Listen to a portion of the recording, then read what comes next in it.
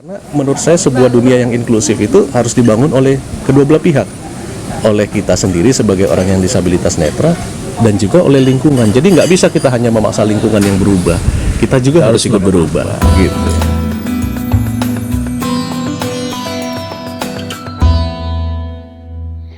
Halo teman-teman semuanya. Ini obrolan santai saya dengan Bang Tolhas Damanik, seorang pegiat sosial dan aktivis LSM. Dalam obrolan ini, ia berbagi tips bagaimana menikmati hidup dari sudut pandang seseorang dengan disabilitas netra. Yuk, kita ikutin. Enjoy aja gitu. Artinya apapun yang terjadi, ya the life must go on gitu ya. Kalaupun ada tantangan ya kita harus mengatasi tantangan itu, dan mengatasi tantangan itu harus dilihat sebagai sebuah bagian dari kegembiraan gitu ya. Jadi karena apa? Ada kesenangan tersendiri, ada kepuasan tersendiri ketika satu tantangan itu bisa kita atasi gitu. Dan kenapa gembira? Tentunya karena apa ya? Ketika tantangan itu teratasi itu ada rasa oh ternyata kita bisa ya gitu. Jadi seperti seseorang yang menemukan sesuatu yang baru gitu, kata oh ternyata saya bisa. Nah itu di situ tuh gembiranya di situ. Jadi itu pertama. Yang kedua tentunya punya mimpi ya, kupikir. Jadi kalau mimpi kan abstrak, mungkin bukan mimpi tepatnya, tapi ada satu hal yang mau di-achieve di masa yang akan datang gitu. Nah, itu juga menjadi bagian dari cara kita menikmati hidup, karena begitu kita melihat ada sesuatu yang mesti di-achieve, itu ada sesuatu yang mesti diraih, itu pemikiran kita akan fokus ke sana gitu, dan kita pasti akan bekerja, berbuat segala sesuatu untuk sebuah capaian itu gitu. Jadi itu yang rasanya kok membuat hidup itu jadi nikmat gitu. Oke, jadi Bang Tolhas kan itu mulai kapan Bang?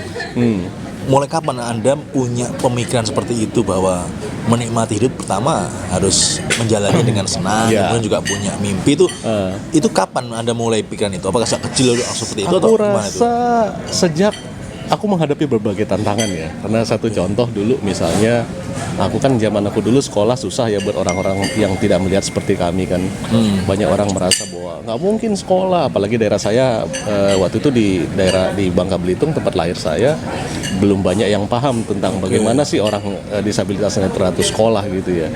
Nah buat saya waktu itu masih SD itu ya, masih kecil itu saya ngerasa oh teman-teman saya sekolah bisa gitu ya. Oh saya memang waktu itu sekolah sama-sama mereka, dan saya sekolah di sekolah umum. Itu juga saya baru tahu belakangan kalau ternyata itu juga capaian karena sebagian besar teman-teman saya itu sekolah di sekolah luar biasa ya.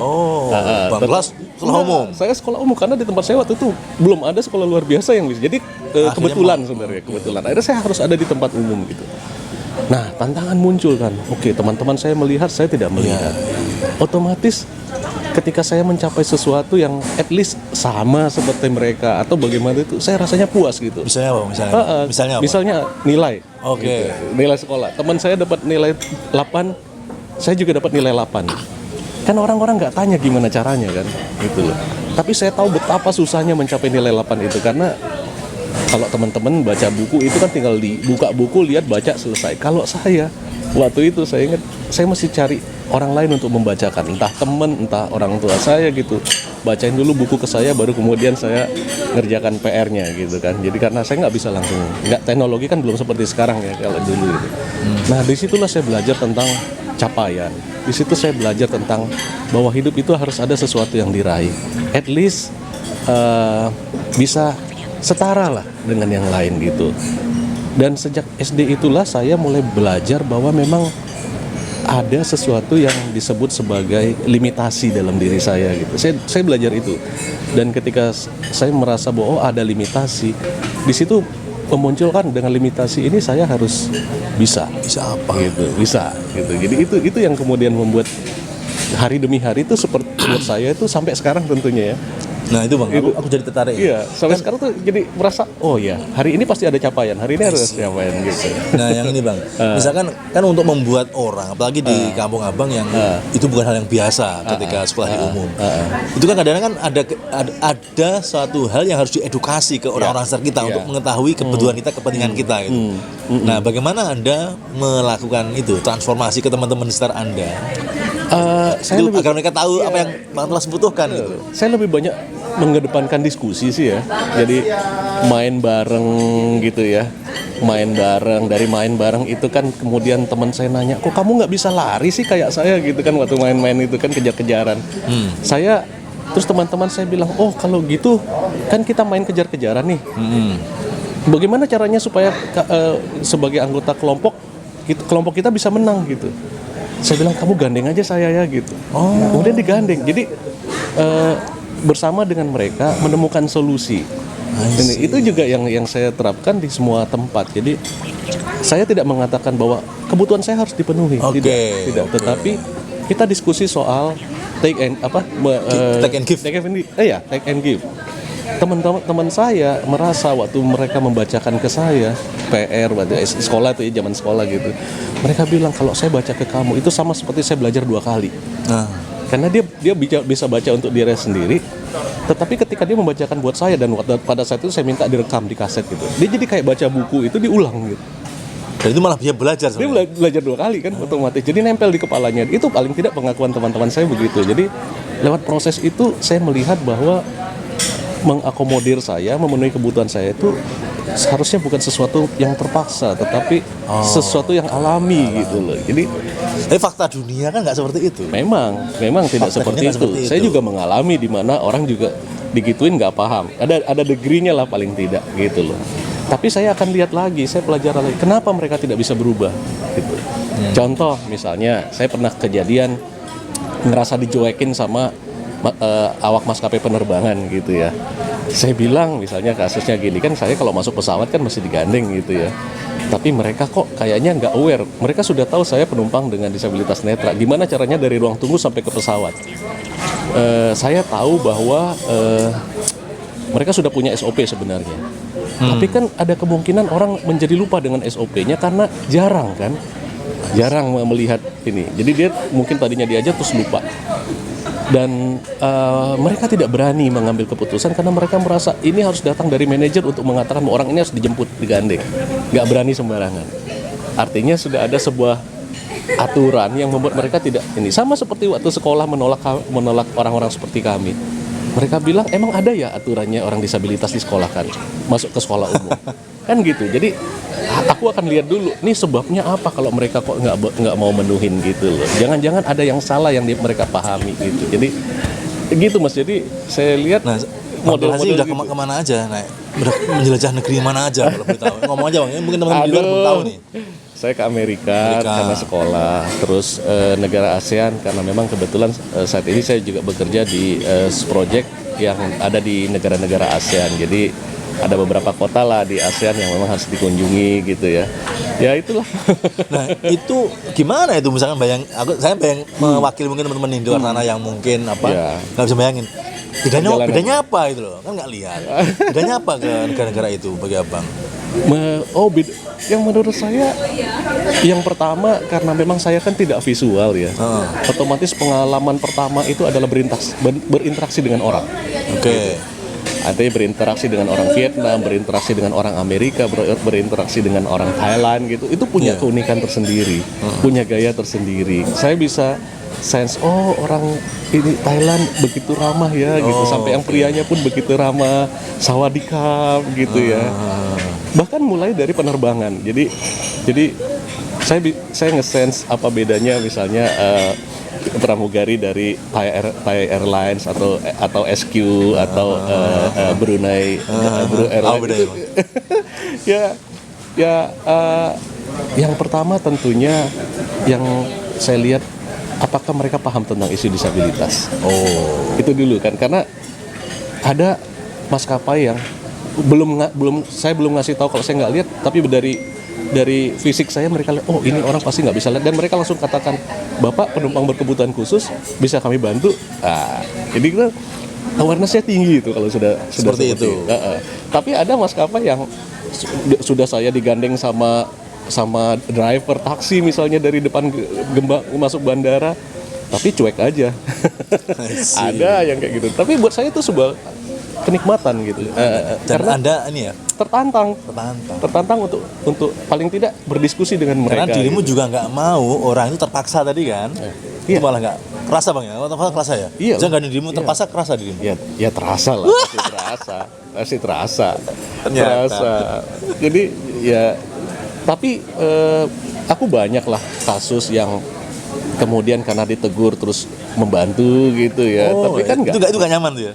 Nggak enak lah banyak. Nggak nyaman karena pernah aku kasih contoh satu kejadian ya, di mana ada ground handling bandara perempuan gitu ya. Saya nggak ngerti entah karena apa dia tidak mau gandeng, entah dia sungkan atau apa, terus tiba-tiba karena dilihat gerak-geriknya kok nggak enak kok, oh ya dia waktu itu bilang yang lain aja jangan saya gitu. Dan ngomongnya tuh di depan saya. Untuk sebuah pelayanan kan itu nggak polite ya, nggak sopan. Kenapa dia nggak jauh-jauh ngomong kok di depan saya jangan saya gitu. Nah pada saat itu dia ditegur sama supervisornya. Akhirnya kan dia tetap harus melakukan itu. Dia gandeng saya ke pesawat gitu. Tapi saya ngerasa bahwa dia sedang menangis. Karena apa? Mungkin malu, mungkin apa, karena terpaksa harus ditegur dan di depan saya juga gitu. Dan saya langsung katakan, no problem mbak, Anda sudah memberikan servis yang baik. Saya katakan begitu ke dia. Gitu loh, karena saya tidak mau lagi, karena buat saya itu pasti sesuatu yang akan dia ingat sepanjang hidupnya gitu loh. Pernah ditegur gara-gara saya gitu loh.